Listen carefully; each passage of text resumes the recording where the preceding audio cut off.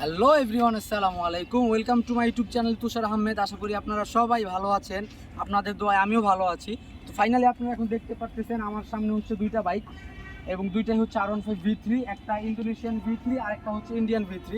তো বেসিক্যালি আমি আজকে দুইটা বাইকের মধ্যে কম্প্যারিজন ভিডিও করব।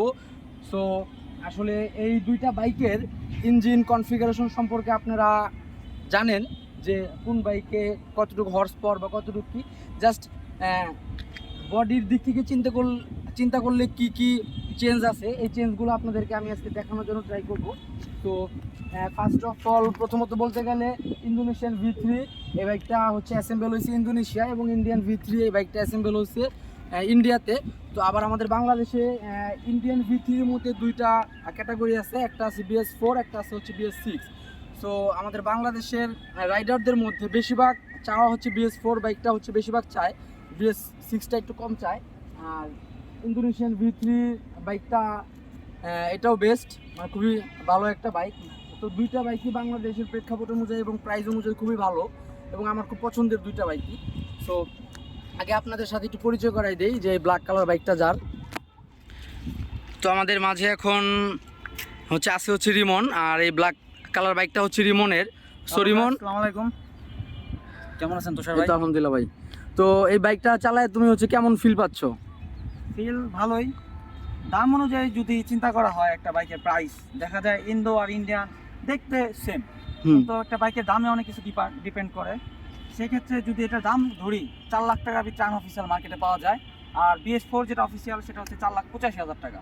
তো আমি যদি 85,000 টাকা সেভ করে BS6টা নিই, তো দাম অনুযায়ী চিন্তা করলে ভালো, এটা মাইলেজ ভালো, পারফরমেন্সও ভালো, ব্রেকিং, ABS, ডাবল চ্যানেল, মোটামুটি আমি স্যাটিসফাই বাইকটা নিয়ে। আচ্ছা, তো আমরা এখন দুইটা বাইকের মধ্যে একটু কম্পেয়ার করার জন্য ট্রাই করি।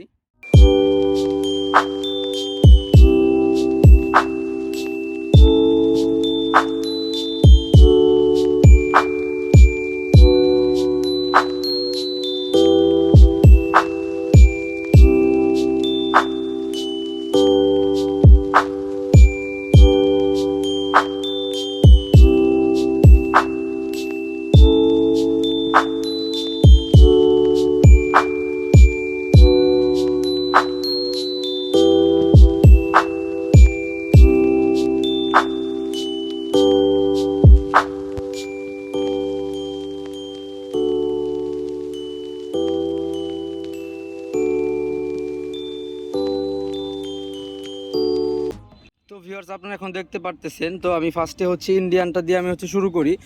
তো একটা বাইকের সিটিং পজিশন থেকে বসলে সর্বপ্রথম যে জিনিসটা চোখে পড়ে সেটা হচ্ছে বাইকের ড্যাশবোর্ড।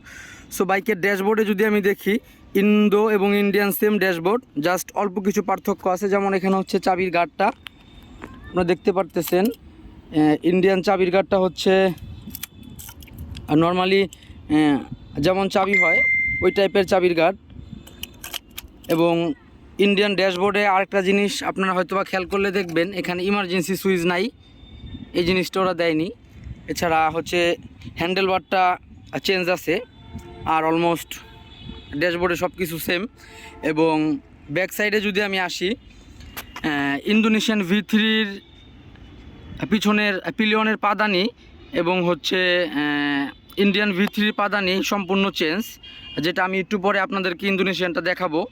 তো ইন্ডিয়ান V3-তে মূলত পাদানিটা থাকে হচ্ছে স্টিলের পাইপের।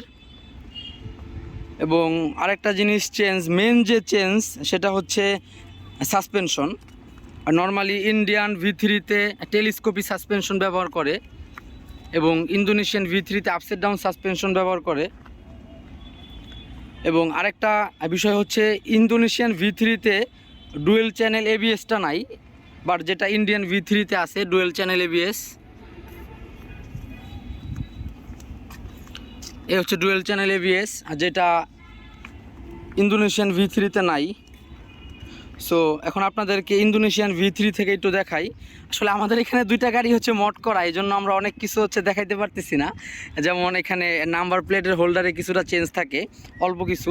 তো ইন্দোনেশিয়ান V3 ড্যাশবোর্ড থেকে যদি আপনাদেরকে দেখাই, যদিও আমার এটা আফটার মার্কেট লাগানো, সো এখানে সেমি স্টাইলের কালো কালার একটাই থাকে, ক্রাউন থাকে, আর চাবির গার্ড থাকে এইরকম। সো আর চাবিটা হচ্ছে একটু অন্যরকম থাকে, ইন্দোনেশিয়ান চাবিটা একটু মানে এটা অন্যরকম, যেটা এক কথায়। আর আসলে ইন্দোনেশিয়ান ড্যাশবোর্ড থেকে প্রিমিয়াম একটা ফিল পাওয়া যায়, এবং ইন্দোনেশিয়ান আপসাইড ডাউন সাসপেনশনটা দেওয়ার কারণে বাইকের লুকটা এবং বাইকের রাইডিং কমফোর্ট একটু অন্যরকম, যেটা আসলে আপনারা যারা ইন্দোনেশিয়ান এবং ইন্ডিয়ান দুইটা বাইক যারা রাইড করছেন তারা আসলে বুঝতে পারবেন। তবে আমাদের বাংলাদেশের যে অফরোড, তো অফরোডের দিক থেকে যদি আমরা বিবেচনা করি ইন্ডিয়ান V3 ভালো, আর যদি আমরা হাইওয়ে রাইডিংয়ের জন্য বিবেচনা করি তাহলে হচ্ছে ইন্দোনেশিয়ান V3 ভালো। কারণ আপসাইড ডাউন সাসপেনশন সাধারণত আপনারা জানেন যে অফরোডের ক্ষেত্রে খুব একটা ভালো পারফরমেন্স দিতে পারে না, যেটা ইন্ডিয়ান V3 দেয়। আর মূলত আরও কিছু পার্থক্য আছে, যেটা যেহেতু এটা হচ্ছে BS6, সো এখানে অক্সিজেন সেন্সরটা দেওয়া হয়েছে হচ্ছে সরাসরি, আপনারা এখন দেখতে পারতেছেন সরাসরি এক্সজস্টের সাথে অক্সিজেন সেন্সর দেওয়া। আর ইন্দোনেশিয়ান V3-তে যদিও আমারটা এক্সজস্ট লাগানো, তারপরেও এক্সজস্টের সাথে বা ব্যান্ড পাইপের সাথে অক্সিজেন সেন্সর লাগানোর কোনো অপশন নাই। সো আমাদের দুইটা বাইকই হচ্ছে মডিফিকেশন করা। তো এই মূলত হচ্ছে কম্পেয়ার বা কম্প্যারিজন ভিডিও। তো ভিউয়ার্স, এতক্ষণ আপনারা দেখলেন যে আমি R15 V3 ইন্দোনেশিয়ান এবং ইন্ডিয়ান দুইটা বাইকের মধ্যে একটা কম্প্যারিজন ভিডিও করার জন্য ট্রাই করলাম। আসলে আমি একজন প্রফেশনাল মোটো ব্লগার না, জাস্ট আমি হচ্ছে আবেগে বা হচ্ছে মানে এটা আমার শখ, আমি শখে হচ্ছে মোটো ব্লগিং করি। সো আমি আমার মতো আর মানে যতটুকু সম্ভব আমি চেষ্টা করছি আপনাদেরকে ভালো কিছু দেওয়ার জন্য। আমার ভিডিওতে যদি কোনো ভুল হয়ে থাকে আই এম সরি। আর আপনাদেরকে অসংখ্য ধন্যবাদ এতক্ষণ কষ্ট করে ভিডিওটি দেখার জন্য। আপনারা যারা যারা এখন আমার চ্যানেলটি সাবস্ক্রাইব করেন নাই, সাবস্ক্রাইব করে বেল আইকনটি বাজিয়ে দিবেন পরবর্তী ভিডিওটি পাওয়ার জন্য, এবং লাইক কমেন্ট অ্যান্ড শেয়ার করবেন। সো আজ আর বেশি কথা বাড়াচ্ছি না, আজকের মতো এখানে শেষ করছি। আল্লাহ হাফেজ।